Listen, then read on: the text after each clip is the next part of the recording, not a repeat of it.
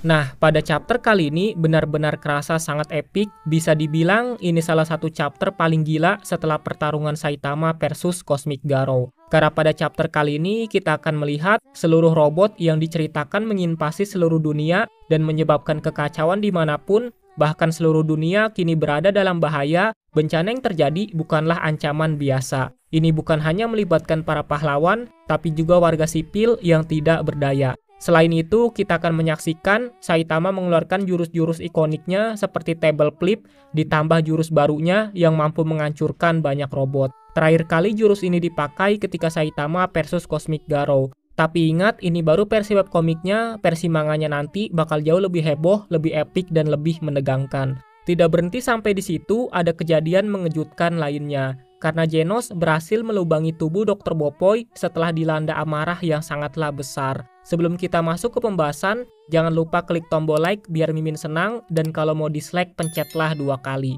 Oke lah, nggak usah lama-lama, langsung aja kita bahas webcomic One Punch Man chapter 155. Oke, di chapter sebelumnya itu kan kita melihat Saitama yang akan segera datang menuju markas asosiasi pahlawan yang kondisinya sedang dikepung oleh jutaan robot. Nah, di awal chapter kita melihat ada Tank Top Master yang hampir berhasil mengalahkan kelompok The Hunters yang kemarin itu mengejar pemimpinnya yaitu Axel karena dikendalikan oleh baju tempur. Dan setelah bertarung habis-habisan, Tank Top Master hampir berhasil mengalahkan mereka semua walaupun kondisinya sekarang sudah terlihat sangatlah kelelahan. Di sini tersisa 1 orang lagi untuk dikalahkan dan Tank Top Master mempunyai sebuah cara untuk melumpuhkan para pengguna baju tempur. Yang pertama, biarkan musuhnya menusuk, lalu menangkapnya dengan erat-erat. Kelemahan dari baju tempur itu kurang elastis dibandingkan tank top. Ini adalah cara melumpuhkan penyerang tanpa membunuh mereka. Ini adalah teknik bertarung dengan pengguna baju tempur yang kukembangkan sendiri. Tapi, jika dilakukan dengan cara biasa, pasti akan menyebabkan cedera serius. Jadi, hanya para tank topper yang bisa melakukannya.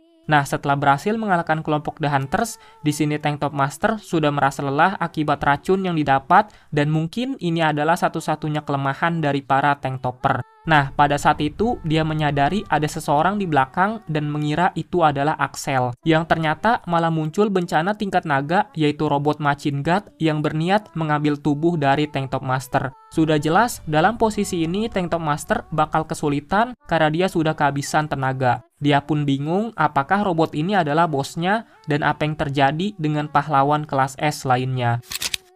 Kemudian, robot Machine God memberitahu tujuannya untuk menangkap kalian semua hidup-hidup ataupun mati, yakni para pahlawan. Mendengar itu, Tank Top Master tidak paham karena mustahil untuk dilakukan, dan robot Machine God membalas lagi, siapa yang tidak paham di sini?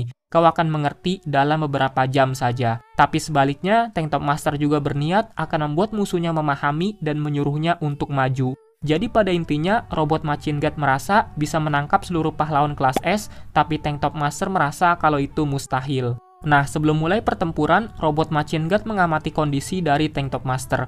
Produksi keringat yang tidak normal dan suhu tubuh yang rendah. Penyebabnya adalah kehilangan darah dan racun saraf yang beredar di seluruh tubuhmu. Apakah kau mencoba untuk mengakhiri ini sebelum keadaan semakin memburuk? Bahkan jika aku meninggalkanmu sendirian, kau akan segera mati. Seperti yang kau inginkan, aku akan menghapus peluang 1% terakhir dan menghentikan jantungmu. Lalu sudah bersiap untuk mengeluarkan kekuatan listrik yang ada di tangannya. Nah, pada saat ini Tank Top Master seperti sudah tidak bisa menghindar dan dia hanya bisa menahan atau menutupi menggunakan tangannya. Nah, ketika robot ini sudah hampir mengenai Tank Top Master dan sudah mengeluarkan listriknya, untungnya muncul seseorang yang menahan itu, lalu melindungi Tank Top Master, dan ternyata yang datang adalah Webigaza yang membantu Tank Top Master. Nah, melihat itu, membuat robot Machine God kebingungan kenapa Webigaza ada di pihak Tank Top Master. Apakah ini sebuah kesalahan, tapi kau hanyalah sebuah purwarupa biologis dan kemampuanmu bahkan tidak mendekati Machine God. Dan setelah itu robot ini pun langsung diserang oleh Amaimas dari belakang sambil berkata, itu bukanlah kesalahan, dia hanya memilih untuk tidak berhenti menjadi manusia. Nah, mungkin ini juga penjelasan bagi kalian yang penasaran setelah insiden Amaimas wujud monsternya diketahui. Pada saat ini, Amaimas sudah tidak peduli lagi dengan penampilannya dan berani menunjukkan wujud monsternya di depan Tank Top Master dan juga Webigaza. Nah, setelah musuh dihabisi, mereka pun di sini berbincang untuk membicarakan masalah tentang insiden ini. Amaimas pun berkata, di tengah kekacauan muncul sebuah unit yang dikenal sebagai seri Machine God. Kekuatan tempur mereka kemungkinan besar berada di level iblis. Kemudian Tank Top Master juga bertanya, apakah aman untuk berasumsi bahwa pahlawan New Heroes dan pasukan robot ini saling terhubung karena Axel juga diserang oleh mereka. Lalu diberitahu oleh Amaimas jika mereka menggunakan radar pendeteksi untuk melacak data lokasi musuh dan melakukan pengejaran. Dia menghabisi semua yang berada dalam jangkauan pendeteksian, tapi kemungkinan besar masih ada yang lain di luar sana. Webigaza juga menambahkan kalau itu sudah pasti, karena seri Machine God sepertinya tahu tentang modifikasiku. Jadi kekacauan ini kemungkinan besar dilakukan oleh New Heroes. Kenyataan bahwa Axel juga menjadi target, artinya dia juga menjadi ancaman bagi New Heroes. Walau begitu, ini adalah sebuah aksi keberanian yang luar biasa dari seorang pahlawan kelas S. Sama seperti yang ku dengar dari Chill Emperor. Nah, mendengar pujian itu membuat Tank Top Master pun berkata, tidak ada hal yang perlu dipuji dari hal seperti ini setelah membiarkan musuh melangkah sejauh ini. Dan sekarang kita tidak bisa menyalahkan siapapun yang menyebut kita sebagai hero yang sangatlah tidak becus. Benar kan Amaimas? Mendengar itu Amaimas pun bertanya, apakah ada monster yang benar-benar mengatakan hal yang begitu kejam seperti itu? Tank Top Master lalu berkata, benar, meskipun tampaknya hal itu telah berubah sekarang. Kemudian langsung menutup mulutnya seperti keceplosan. Nah, jika kalian paham, maksud di sini adalah Tank Top Master seperti menyindir Amaimas yang dulu pernah berkata kalau seluruh pahlawan kelas S itu tidak berguna. Dan Amaimas bertanya apakah emang ada monster yang benar-benar mengatakan hal yang begitu kejam seperti itu. Yang padahal dialah dulu yang berkata seperti itu sebelum diceramahi oleh Saitama. Nah, saat ini Amaimas berniat menuju ke Tower New Heroes dan menyarankan kepada Tank Top Master untuk beristirahat. Tapi yang lucu adalah Tank Top Master malah menawarkan sesuatu kepada Amaimas. Entah bahaya apa yang terjadi, tapi apakah kau ingin memakai tank top? Lalu Amaimas pun berkata, terima kasih, tapi sebaiknya berikan kepada orang lain yang lebih membutuhkan. Nah, mungkin aja ya, kalau ini adalah Amaimas yang dulu, dia bakal menghina Tank Top Master dengan bilang, siapa juga yang mau memakai tank top bau atau kotor seperti itu. Tapi sekarang, Amaimas sudah mempelajari pentingnya pemilihan kata dan menjadi lebih bijak lagi. Setelah itu, scene pun berganti kepada sebuah tempat yang dimana terjadi pertarungan sengit antara Darkseid melawan para robot Machine God. Di sini, dia benar-benar terlihat sangat kuat, bahkan membantai para robot Machine God itu dengan sangat mudah. Setelah akhirnya berhasil mengatasi ketakutan mentalnya, bahkan seperti yang kalian lihat, robot yang sebesar itu aja mampu ditinju oleh Darkseid dengan sangat mudah. Lalu, robot lainnya pun bisa dikalahkan dengan mudah dan tidaklah kesulitan untuk mengatasinya. Setelah berhasil mengalahkan para robot, dia pun pergi ke penjara tempat puri-puri prisoner dikurung untuk mengetahui informasi tentang apa yang sebenarnya terjadi. Kenapa kota bisa sekacau ini? Nah, setelah mendekat ke penjara, Darkseid terkejut melihat keadaan di tempat itu yang dimana para tahanan sudah pingsan dan kondisinya cukup buruk. Dan di depannya juga ternyata ada puri-puri prisoner yang sedang berjuang keras untuk terus berdiri melawan para sumo walaupun dia sudah sangat kewalahan. Nah, Darkseid yang melihat itu pun langsung mencoba untuk membantu dan tahu kalau puri-puri sudah mulai kehilangan kesadaran. Di sini Darkseid memberitahu kalau dia awalnya datang untuk melihat apakah bisa mendapatkan informasi, tapi ternyata keadaannya seburuk ini. Lalu puri-puri prisoner pun memberitahu jika semua rekan rehabilitasi penjaranya terluka parah dan aku tidak bisa memindahkan atau membawanya. Tapi selama aku berdiri di sini, mereka sepertinya akan menjadikanku target. Jadi entah bagaimana aku bisa bertahan hingga saat ini. Raiden dan lainnya terlihat tidak memiliki kendali atas diri mereka sendiri. Dan masing-masing dari mereka cukup kuat dan aku kesulitan menghentikan mereka hanya dengan kekuatanku. Tapi sekarang kau ada di sini, maka dari itu mungkin aku bisa tidur siang sebentar, lalu menyerahkan sisanya kepada Darkseid. Nah, Darkseid pun sekarang akan segera berhadapan dengan Raiden dan tidak menduga pada akhirnya juga Raiden memakai baju tempur. Sebelum bertempur, Darkseid berkata, tidak apa-apa, semuanya baik-baik saja. Tapi Raiden yang melihat Darkseid sudah seperti robot dan mengatakan sesuatu yang tidak bisa dimengerti. Tidak berselang lama, para sumo ini pun mulai menyerang. Tapi di sini terlihat Darkseid sangat santai ketika diserang dan justru berkata, "Kalian pasti takut ya, aku akan segera menghancurkannya." Nah, saat ini Darkseid dikeroyok oleh para sumo, tapi dia bisa menahannya dengan mudah, lalu menghancurkan baju tempur mereka satu-satu, seperti membalikan telapak tangan tanpa ada luka sama sekali. Hingga akhirnya tersisa Raiden sendiri yang akan menjadi musuh terakhir yang bakal ditangani. Sebelum memulai pertarungan, Darkseid berkata, "Awalnya kita sudah mengadu kekuatan kan sejak saat itu?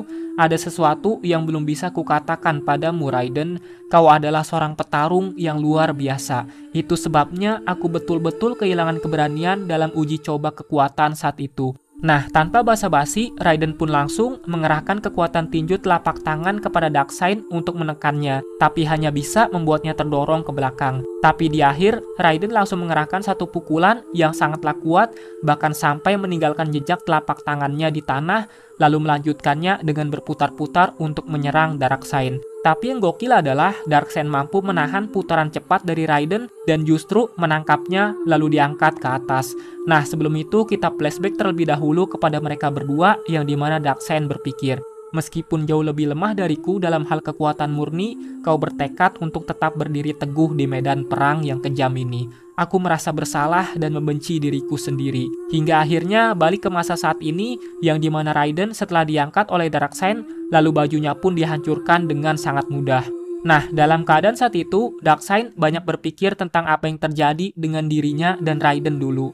"Aku bertarung bukan untuk memamerkan bentuk tubuhku, dipuji karena prestasiku, atau mendapatkan penghargaan. Aku juga tidak berjuang untuk kemenangan yang menyenangkan dan juga tidak menyerahkan diri pada adrenalitas sampai menjadi liar. Untuk melindungi kalian semua yang berjuang, aku memutuskan untuk berjuang atas keinginan diriku sendiri," yang kemudian menangkap Raiden yang saat ini sudah tidak mengenakan baju tempurnya. Setelah itu, Darkseid pun menaruh Raiden di bawah untuk mengistirahatkannya sambil berkata, "Kau pasti akan menghadapi kesulitan dalam hambatan mulai saat ini. Tetapi orang-orang baik tidak akan pernah membuat dirimu menyerah. Jadi jangan menyerah dan luangkan waktumu. Lalu putuskanlah sendiri. Beristirahatlah sebanyak yang kau butuhkan. Bahkan jika kau sedang beristirahat, aku di sini dan kita di sini. Akan selalu ada orang yang akan mendukungmu. Jadi tidaklah masalah." Yang kemudian Raiden pun yang tadinya melek akhirnya menutup matanya untuk beristirahat sebentar. Nah, dari kejauhan kita di sini melihat suatu robot yang ternyata itu milik Dr. Bopoy yang memantau pergerakan dari Darkseid. Nah, melihat Darkseid yang sudah kembali ke medan pertempuran, Dr. Bopoy pun berkata, "Sepertinya aku sudah gagal membuatnya tidak berdaya dengan mempersiapkan jalur pasca pensiun untuk menjadi seorang mentor. Kalau begitu, seharusnya dia tidak terlalu peduli dengan perhatian publik sejak awal. Sungguh pria yang merepotkan. Berhenti dan kembali hanya karena emosi semata. Benar kan, Isamu? Kau juga sama saja, terjebak dalam peran dan gelar seperti orang dewasa atau pahlawan. Kau membiarkan penilaianmu jadi tidak jelas, meskipun dalam kasusmu bisa jadi itu semua memang kebetulan. Kau terlahir sebagai orang jenius namun sendirian.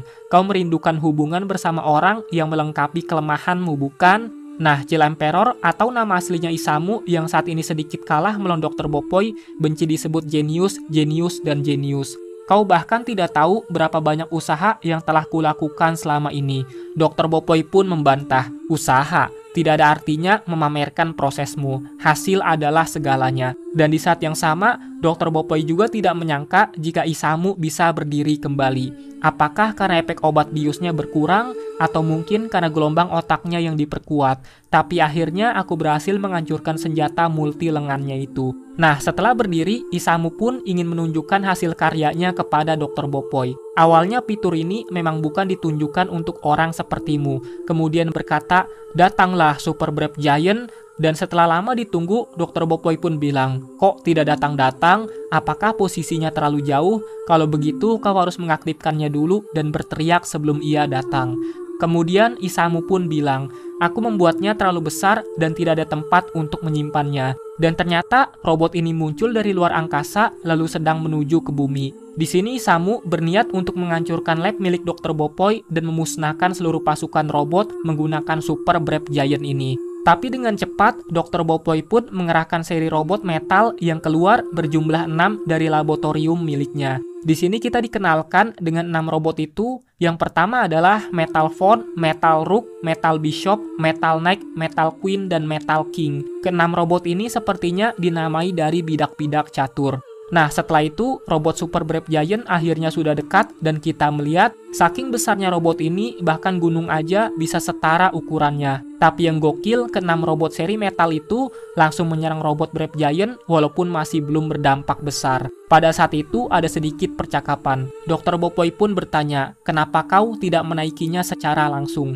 Dan dijawab oleh Isamu, untuk kali ini tidak. Jika kau melarikan diri saat aku menaikinya, itu bisa menjadi masalah. Aku pasti akan menangkap dan menahanmu. Lalu Dr. Bopoy pun bilang, menahanku? Bukankah kau ingin menghancurkanku? Lalu dijawab oleh Isamu, ketika kau menembakku sebelumnya dengan pionmu, kau beralih ke rute obat penenang untuk membuat lawanmu mengakui kekalahannya kan? Jadi kau harus membuat mereka tetap hidup agar mereka mau mengakui kekalahannya. Itukah alasannya? Jadi aku pun merasakan hal yang sama. Lalu Dr. Bopoy pun berkata, kau ini benar-benar terlalu ekstrim dalam berasumsi ya. Baiklah, kalau begitu mari kita duduk. Yang tersisa hanyalah menyaksikan pertarungan otomatis ini.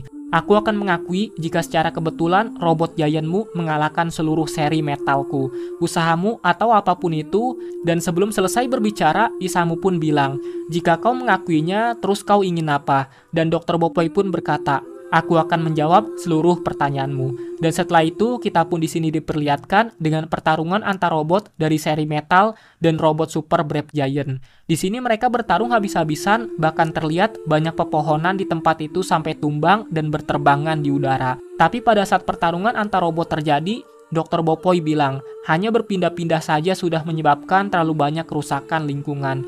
Lalu dijawab oleh Isamu, jika hal ironis yang berasal dari perwujudan kehancuran ini adalah senjata pamungkas yang dibuat untuk menang dalam sesuatu seperti asosiasi monster. Bahkan jika aku sendirian. Tapi Dr. Bopoy juga bilang, secara ideologis itu sama saja bagiku untuk seri metal milikku.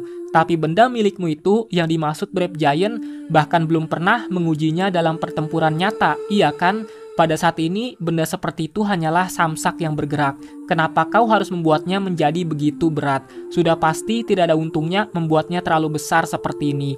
Jika kau mementingkan daya rusak yang tinggi, desain berkaki dua tidaklah efisien. Dengan sekali ayunan, robot seperti itu bakal kehilangan keseimbangan. Lihatlah bodinya, mudah sekali penyok. Ada kesalahan dalam memperhitungkan beban yang disebabkan oleh beratnya sendiri pada armornya. Nah, dikatain begitu, Isamu pun kesal dan bilang, kau ini berisik sekali ya, lebih baik diam dan lihatlah saja.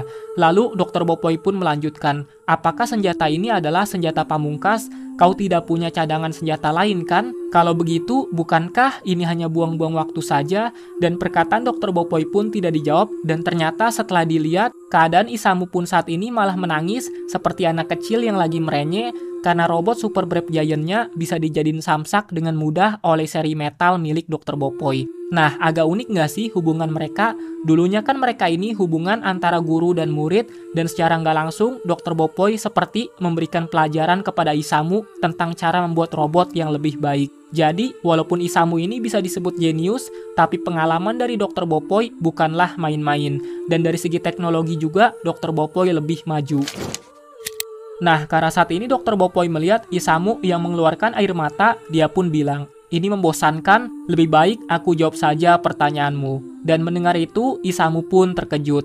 Nah, di sini Dr. Bopoy bercerita, untuk pertama kalinya data senjataku dicuri beberapa tahun yang lalu, dan sejak saat itu ada beberapa jejak kebocoran internal dari asosiasi pahlawan. Bahkan alamat sinyal pun disalin. Dan kenapa aku malah membiarkan mereka berkeliaran bebas seperti itu? Alasannya persis seperti yang kau katakan, untuk mengumpulkan informasi dan melacak kembali pelakunya. Namun, tahap ini juga akan segera selesai setelah aku menentukan koordinat dalangnya. Seluruh seri metal akan menyerbu dan semuanya akan berakhir. Lalu, kenapa aku tidak membuat alasan untuk melawan kecurigaan atau tuduhan palsu? Itu karena aku merasa bahwa menghabiskan waktu untuk hal itu tidak ada gunanya sama sekali. Usaha dengan tujuan semata-mata untuk mendapatkan kepercayaan orang lain, melobi kegiatan untuk mendapatkan dukungan, itu tidak ada gunanya sama sekali. Tidak ada gunanya menghabiskan waktu untuk mengumpulkan dan menyajikan bukti untuk menunjukkan bahwa kau sama sekali tidak bersalah. Melawan rencana yang tersembunyi di balik layar yang mencoba menghancurkanmu dengan upaya yang dilakukan di balik layar. Waktu dan tenaga yang dihabiskan untuk hal-hal tersebut tidak sebanding dengan hasilnya terhadap sebuah organisasi yang mungkin memiliki mata-mata yang ikut serta di dalamnya. Tidak ada manfaat yang lebih besar dari itu hingga kau harus aktif mencarinya. Bahkan jika aku mendapatkan kepercayaan penuh dari asosiasi, tapi mengingat pahlawan kelas S teratas tidak dapat dikontrol oleh mereka, asosiasi pahlawan lemah seperti bidak di papan. Jadi itulah kenapa aku tidak membutuhkannya untuk menjelaskan lebih lanjut. Kemudian Isamu pun bertanya, lalu kenapa? Dr. Bopoy pun bilang, kenapa aku justru memberi mereka teknologi dan kenapa aku terlibat dengan mereka kan? Tentu saja itu karena jika aku tidak melindungi asosiasi pahlawan, mereka akan hancur dalam waktu dekat. Mungkin ini adalah sekumpulan orang yang kurang mampu, akan tetapi organisasi ini berawal dari sebuah keinginan untuk keadilan. Ini adalah organisasi amal berskala besar yang belum pernah terjadi sebelumnya. Memang masih meraba-raba dalam kegelapan, tetapi tergantung dari cara menjalankannya, ada benih-benih yang bisa memperlihatkan tujuan yang mengagumkan. Itulah sebabnya aku membantu mereka. Akibatnya, meskipun kehadiranku tidak dapat dipahami oleh mereka dan mata mereka menatapku dengan penuh kecurigaan, itu adalah fenomena sepele yang harus ditoleransi. Butuh waktu bagi orang biasa untuk memahami pemikiran orang jenius. Jika spesifikasi CPU berbeda, kecepatan pemrosesan juga akan berbeda. Jadi itu wajar saja. Dan kemudian Isamu pun bilang, tapi tanggapan itu, kurasa itu bukan solusi yang terbaik. Kemudian dijawab lagi oleh Dr. Bopoy, kau tidak mengerti karena kau masih kecil. Kau mungkin tidak puas kecuali jika kau memperdebatkan setiap hal kecil. Disitulah kau akan kehilangan banyak hal. Tidak ada hal yang lebih berharga daripada waktu. Dan batas waktu kepunahan umat manusia sudah semakin dekat. Itulah sebabnya aku bekerja keras untuk memperkuat kekuatan militer keadilan. Jadi aku tidak punya waktu untuk mengurusi masalah sepele seperti itu.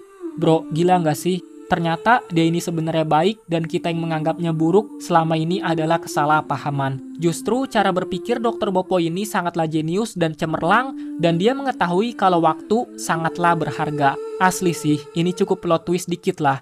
Dan di next chapter kalian bakal melihat plot twist terbesar dalam sejarah OPM yang bakal Mimin bahas di chapter berikutnya.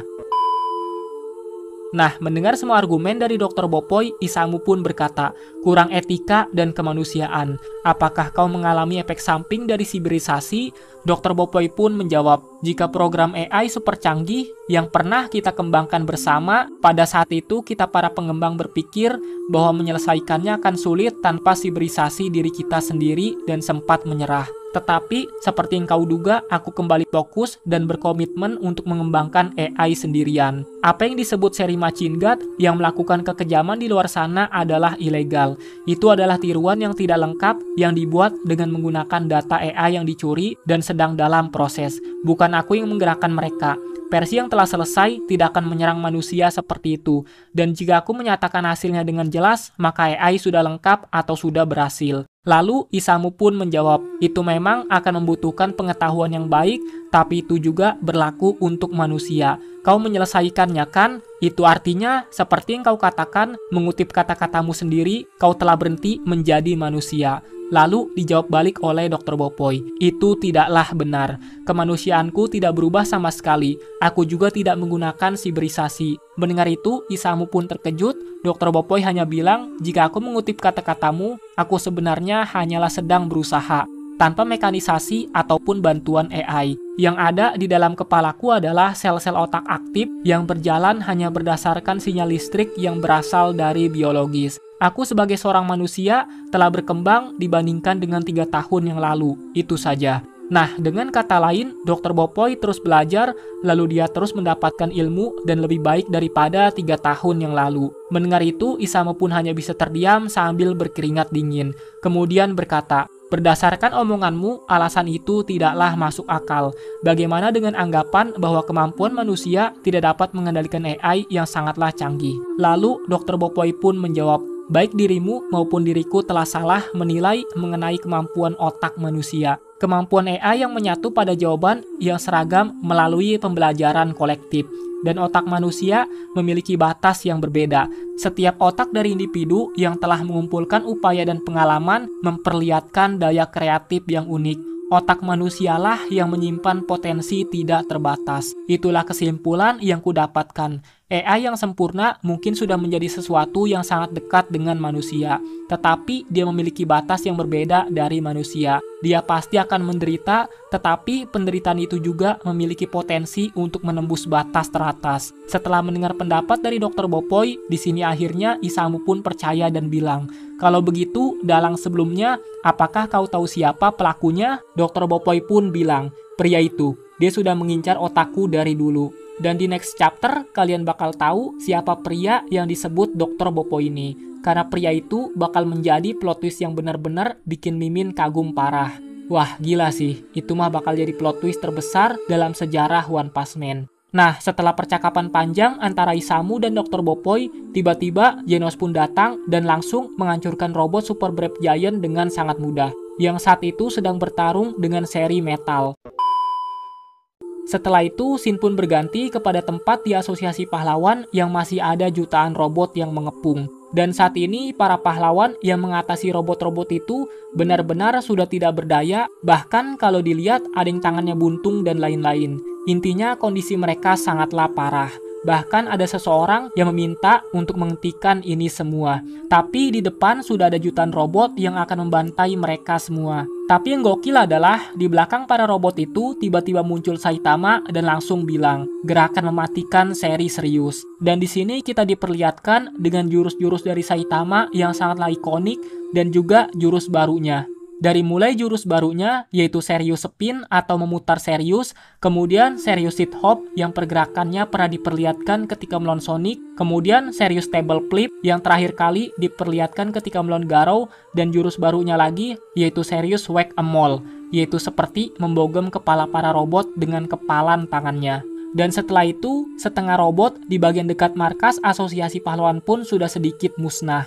Nah, setelah mendekat ke markas asosiasi pahlawan, di situ Saitama melihat anjing Rover yang terus menggonggong kepada dirinya. Nah, di sini Rover mendekati Saitama seperti ingin mengajak Saitama ke tempat suatu arah. Dan setelah pergi, ternyata diperlihatkan dengan banyak pahlawan yang benar-benar sudah tidak berdaya seperti Forte yang tidak bisa berdiri lagi dan kondisinya sangatlah mengenaskan. Nah, di tempat itu ada seseorang yang mendekat dan ternyata itu adalah Suiko yang hampir memukul Saitama yang dikiranya adalah robot infanteri. Saitama pun yang melihat Suiko lalu berkata, "Kalian semua luar biasa, serahkan sisanya kepadaku, dan aku akan mengakhiri ini secepatnya." Nah, di tempat itu juga, Saitama melihat peliharaannya, yaitu Black Sperm, yang bilang, "Hei monyet aneh, kau keluar juga ya?" Tapi Black Sperm justru bilang, "Tidak mungkin, kalau aku kalah. Ada satu orang gila yang kuat, hanya satu di antara semua robot itu. Beberapa orang yang sangat kuat sedang menyamar di antara mereka, jadi berhati-hatilah." Nah, maksud perkataan dari Black Sperm ini bakal terungkap di chapter selanjutnya. Kira-kira satu orang yang menyamar ini siapa, dan ternyata dia emang sangatlah kuat karena pahlawan kelas S. Saitama pun yang mendengar itu lalu menjawab, "Aku paham, aku akan memukul mereka semua." Dan setelah itu, Shin pun berganti kepada Genos yang saat ini sudah ada di dekat Dr. Bopoy, dan Isamu pun hanya histeris untuk berkata, "Tunggu dan kumohon hentikan." Dan ternyata Genos berhasil melubangi tubuh Dr. Bopoy menjadi donat dan ingin mengerahkan laser di tangan kanannya untuk benar-benar membunuhnya. Dan webcomic One Punch Man chapter 155 pun selesai di sini. Dan jujur, ini chapter webcomic bener-bener gila banget sih, asli dah. Apalagi mungkin kalian bakal ngelihat chapter berikutnya yang bener-bener ketika pas Mimin baca awal itu seperti berkata, "What the fuck? Bagaimana mungkin bisa seperti ini?" Dan nggak nyangka lah. Ya walaupun pada awalnya Mimin udah agak sedikit curiga, tapi ternyata kecurigaan itu ternyata emang benar-benar terjadi. Dan kita semua selama ini sudah salah paham. Dan sebenarnya Dr. Bopoy itu yang ternyata baik aja udah sedikit mengejutkan. Dan yang lebih mengejutkan lagi ternyata dalang dari itu semua adalah orang yang selama ini kita anggap baik. Udahlah, nggak bisa berkata apa-apa lagi cuy. Setelah 10 tahun lebih, akhirnya terungkap siapa yang benar-benar jahat di sini. Oke, sebelum mengakhiri video ini, Mimin mau berterima kasih kepada Baim Ganteng atas 10 ribunya dan juga Ejai atas 50 ribunya. Dan ternyata ada penonton channel ini dari Malaysia juga ya. Ya entah kenapa kalau ada support lewat Saweria seperti ini, bikin tiba-tiba nambah semangat. Walaupun ada AdSense, tapi dengan lewat Saweria itu, Mimin berasa dihargai karena kadang bertanya-tanya apakah sudah membuat video dengan baik untuk disajikan kepada penonton. Tapi kalau ternyata ada yang sampai donate gini, semoga video Mimin bisa dipahami oleh kalian walaupun mungkin masih banyak kekurangan. Oke lah, Mimin akhiri aja video ini. Terima kasih sudah menonton video ini. Salam Sanzaime.